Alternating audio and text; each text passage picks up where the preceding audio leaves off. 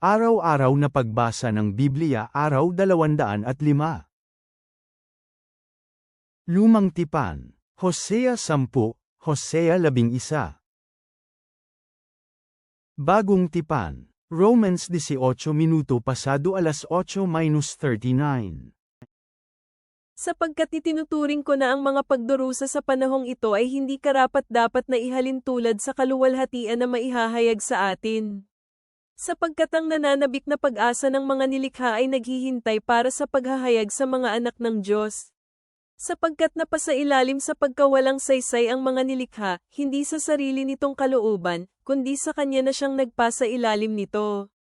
Ito ay dahil sa tiyak na kasiguraduhan Na ang nilikha mismo ay may iligtas mula sa pagkaalipin hanggang sa pagkabulok at madadala ito sa kalayaan ng kaluwalhatian ng mga anak ng Diyos. Sapagkat alam natin na magkasamang dumadaing at naghihirap sa sakit ang buong nilikha hanggang ngayon.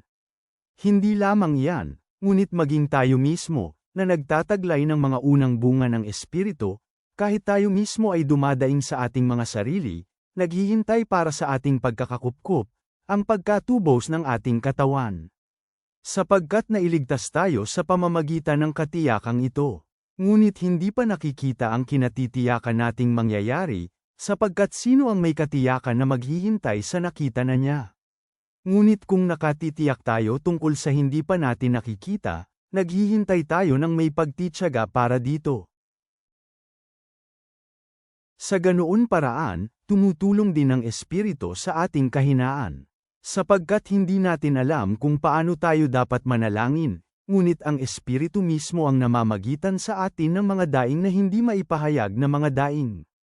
Ang sumisiyasat ng mga puso ay alam ang kaisipan ng Espiritu, dahil namamagitan siya para sa mga mananampalataya ayon sa kalooban ng Diyos.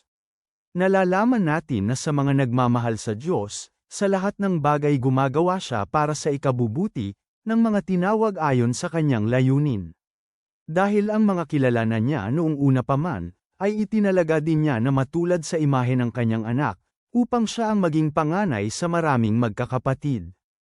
Ang kanyang mga itinalaga, sila rin ang kanyang mga tinawag. Ang kanyang mga tinawag, sila rin ang kanyang mga pinawalang sala. Ang kanyang mga pinawalang sala, kanya ring niluwalhati. Ano ngayon ang sasabihin natin sa mga bagay na ito? Kung ang Diyos ay para sa atin, sino ang laban sa atin? Siya na hindi ipinagkait ang kanyang sariling anak ngunit ibinigay niya para sa ating lahat. Paanong hindi niya rin ibibigay sa atin ng libre ang lahat ng bagay? Sino ang magpaparatang laban sa mga pinili ng Diyos? Ang Diyos ang siyang nagpapawalang sala.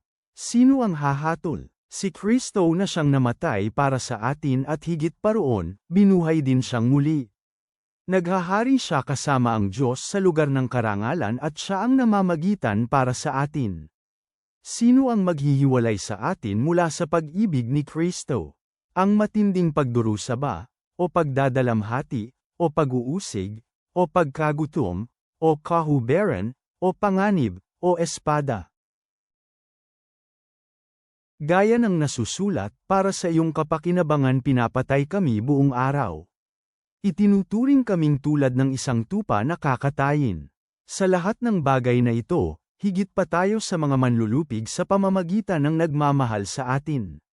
Sapagkat naniniwala ako na kahit ang kamatayan, ni ang buhay, ni mga anghel, ni mga pamahalaan, ni ang mga bagay sa kasalukuyan, ni ang mga bagay na darating, ni ang mga kapangyarihan, ni ang kataasan, ni ang kailaliman, ni anumang bagay na nilikha, ang makapaghihiwalay sa atin sa pag-ibig ng Diyos, na kay Kristo Jesus na ating Panginoon. Mga awit, Psalm 89 is the 1-8. Ama naming nasa langit, kami ay lumalapit sa iyo na may mga pusong puno ng pasasalamat, na nagbubulay sa iyong matatag na pag-ibig at awa na ipinakita sa mga salita ni Hosea. Kung paanong hinahangad mo ang aming pagbabalik, naway yakapin namin ang pag-asa at kaluwalhati ang ipinangako sa Roma, na nagtitiwala na walang makakapaghiwalay sa amin mula sa iyong pag-ibig. Tulungan mo kaming mabuhay sa liwanag ng iyong katapatan, tulad ng ipinahayag sa Awit Kapitulo 89, na ipinapahayag ang iyong kadakilaan sa aming buhay. Palakasin ang aming mga espiritu upang tiisin ang mga pagsubok, sa pagkaalam na ang iyong layunin ang mananaig. Hayaang umapaw ang iyong biyaya sa amin, Ama. Amen.